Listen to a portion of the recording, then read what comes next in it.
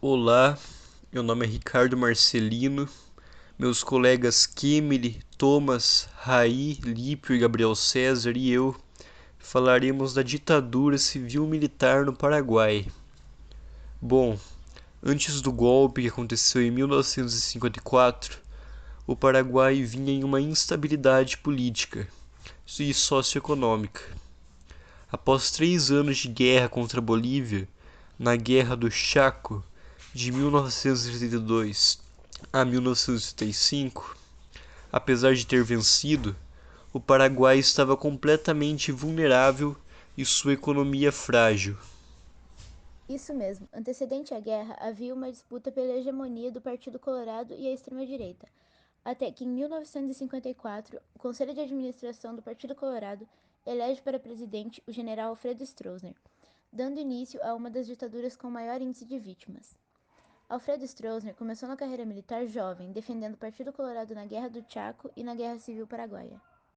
Assim, teve reconhecimento militar, sendo alguém de confiança. Seu governo, assim como os outros mandatos ditatoriais de extrema-direita, era patriota, autoritário e prometia defender a nação dos comunistas. Assim, Stroessner possuía o governo, o Partido Colorado e as forças armadas a seu favor. Alfredo prometia melhorar a economia do Paraguai, colocando uma prática de estabilização do Fundo Monetário Internacional, que só aumentou a desigualdade no país. Até mesmo agricultores que ajudaram na vitória da extrema-direita na Guerra Civil em 1947, defender dessa posição em 1955, o presidente criou a Lei 294 de Defesa da Democracia, considerada comunista. Também era obrigatório os cidadãos denunciarem atividades duvidosas, presumidas inimigas do governo. Se não fizessem, era taxado de comunista e fichado na delegacia. Assim começou anos de repressão e terror do Paraguai. Para aumentar a força do estronismo, a ficção ao Partido Colorado para funcionários públicos e oficiais, as Forças Armadas era obrigatória.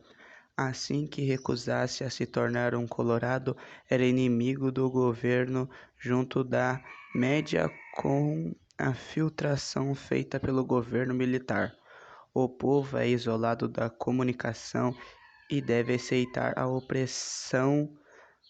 Mesmo assim, diversos grupos de esquerda tentaram resistir independentemente da ditadura do Stroessner. Cerca de 19.800 pessoas foram presas e dentre elas 18.772 foram presas e torturadas, e calcula-se que 128.000 paraguaios foram afetados pela ditadura, o que representa um em cada 53 pessoas no país. No documentário 35, de 1954 a 1989, feito pelo canal TV Pública Paraguai, em 2012, uma mulher chamada Guilhermina relembra a passagem pela prisão e as torturas que sofreu nas mãos do regime militar. Eu quase perdi meu filho nesse dia. O comissário Pino me agarrou pelos cabelos e me jogou contra a parede. E eu, com uma barriga de 7 meses de gravidez, caio contra a parede como naqueles desenhos animados e escuto um grito de dor de Mário gritando: Meu Deus, minha mulher! Mário, casado com Guilhermina, foi morto pelos militares em 77. Ele revelava como lhe entregue o corpo de seu marido. Quando entregaram o cadáver de Mário, ele tinha um torniquete na cabeça, 2 parafusos no templo, tinha os testículos absolutamente escurecidos e todas as unhas dos 10 dedos levantados. Não havia nenhum orifício de entrada que pudesse ter sido feito por uma arma branca. Com sua corrupção, Alfredo Stroessner manteve sua aliança com o Partido Colorado e o Exército, dando benefícios de terra a preços baixíssimos. Assim, pôde se reeleger para a presidência durante 7 mandatos de 5 anos, cada um tendo presente na estrutura votante somente militares e partidários. Algumas pessoas eram perseguidas por apenas existirem, como o caso do 108, uma lista de pessoas acusadas de praticar imoralidades por volta dos anos 80, final do mandato do ditador. Mas o terror não estava perto de acabar. Esses acusados eram homossexuais, homens em grande parte. Eles eram pegos e fichados pela polícia, eram torturados e obrigados a falar o nome de outros gays. Devido à crise econômica no Paraguai e em todos os governos ditatórios na América Latina começou a enfraquecer a partir dos anos 80, houve uma queda brusca no número de participantes do Partido Colorado por conta da corrupção, que não era tão acobertado, que gerou revoltas ao presidente, tanto pelos membros do partido quanto pelos militares. Depois de muita insatisfação, se deu um levantar contra Alfredo em 1989, através do general Andrés Rodrigues, homens de confiança do ditador. Em grupo de militares filiados ao Partido Colorado foram os responsáveis pelo golpe. Financiado pelos Estados Unidos, tanques e tropas atacaram o Palácio dos Lopes. O quartel-general da polícia e o batalhão da escolta presidencial deixaram nenhuma outra opção ao ditador, que o principal tentou refugiar até que o 3 de fevereiro de 1989, com 34 anos, 5 meses e 19 dias de mandato, se rende e apresenta sua renúncia, dando um fim ao regime militar. Ele se pegou pelos seus crimes. Logo depois de sua renúncia, pediu auxílio político do Brasil e viveu o resto da sua vida impune. Morreu longínquamente aos 83 anos em 2006. Em 1992, a nova Constituição paraguaia, devido a uma minuciosa investigação da Justiça, localiza grande parte dos documentos da época da ditadura, que comprovam os crimes cometidos, que ferem os direitos humanos de quase 20 mil cidadãos paraguaios. Além de apontar nomes desaparecidos, os documentos registram os detalhes sobre a Operação Condor, acordo de colaboração na ditadura latino-americanas, incluindo Paraguai, Argentina, Brasil, Bolívia e Chile. A Operação Condor foi um tratado feito no ano de 75, que confirma que os países mencionados acima, com financiamento e apoio dos Estados Unidos da América, ajudaram uns aos outros na perseguição de inimigos políticos. Assim, os chamados arquivos do terror revelam as atrocidades cometidas e confirmam estimados 50 mil mortos, 30 mil desaparecidos e 400 mil presos. Hoje em dia, esses documentos podem ser acessados por qualquer cidadão na Comissão de Verdade e Justiça de Assunção, Paraguai. No mesmo ano dos arquivos do terror, outras provas do terrível governo foram apresentadas.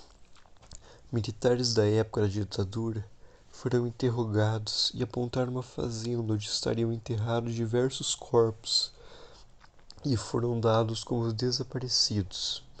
Com a ajuda de uma equipe argentina, durante 10 anos, foram feitas escavações para os hectares da fazenda, onde encontraram 37 restos mortais. Até hoje, por falta de investimento, somente 4 desses corpos passaram pelo processo de identificação. Muitos ainda buscam saber sobre sua família e amigos desaparecidos no regime militar. Ações para resolvê-los foram paralisadas desde 92, até que em 2008 foi criado um órgão vinculado ao CVJ, de forma independente, para continuar as investigações, chamado de Dirección General de Verdad y Justicia y Reparación, no intuito de culpabilizar os assassinos e torturadores da época da ditadura, para não só fazer justiça, mas para que a história não se repita. Durante a ditadura, não podemos esquecer do movimento de revolta à greve dos trabalhadores em 1958. foi durante reprimida através de uma liderança fantoche na Central Paraguaia de Trabalhadores, CPT, e os principais líderes do Partido Comunista Paraguaio, o PCP. Foram presos arbitrariamente e mantidos sequestrados das organizações de guerrilha que consideravam a luta armada a única possível forma para derrubar a ditadura, destacando-se a Frente Unido de Liberação Nacional, apoiado pelo PCP e por Cuba, e o movimento 14 de Maio, formado por setores radicalizados, os partidos liberal e febristas, que pretendiam desencadear uma confusão popular e camponesa e um consequente golpe de Estado, não conseguiram o apoio dos camponeses e foram delatados por eles. Consequentemente reprimidos, estima-se que 400 membros das guerrilhas foram mortos devido às ações de repressão do exército paraguaio.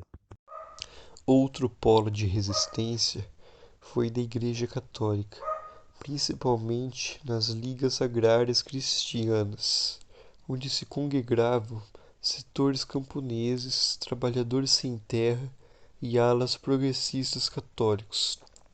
Porém, a violência política e a repressão não poupou nem a instituição religiosa, e as delações acabaram por facilitar a derrubada desses movimentos. Também, as manifestações de estudantes foram totalmente reprimidas. Muitos dirigentes estudantis foram presos, torturados e arbitrariamente processados com base em leis de segurança nacional ou por profanação de estado de sítio.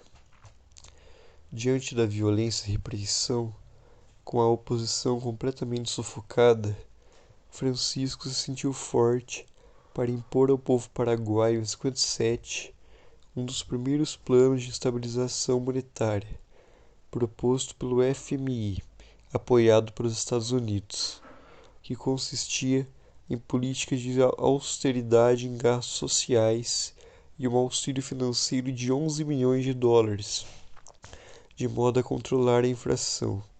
Em troca do aporte financeiro internacional, a ditadura restringiu o crédito, eliminou subsídios, efetivou o controle de preços e o congelamento do salário.